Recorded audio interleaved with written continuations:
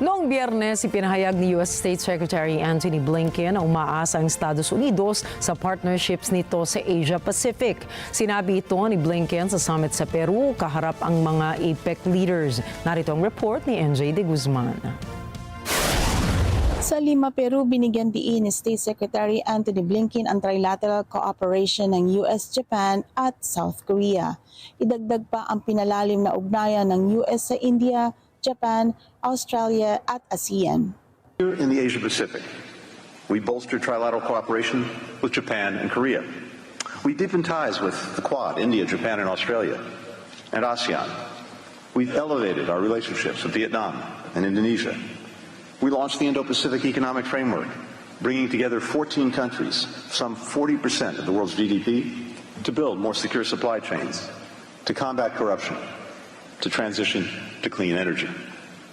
We stepped up our engagement with APEC, including welcoming many of you to San Francisco last year, where we secured important new commitments toward creating a more resilient and sustainable future for all of us, like strengthening our food systems, increasing women's economic participation. And by the way, if we got to the point where we had equal participation by women in the global workforce, we would add as much as $28 trillion to our collective GDP. Imagine what we could do with those resources.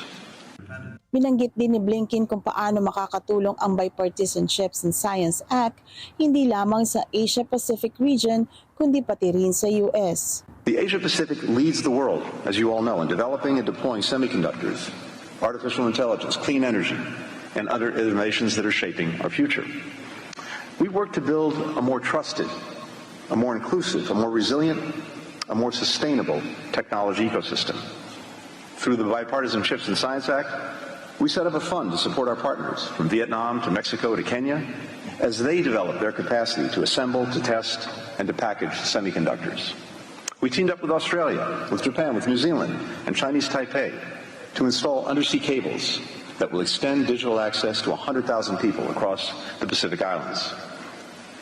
And we've seen how this shared vision and how advancing it can benefit people in the United States and all across the region.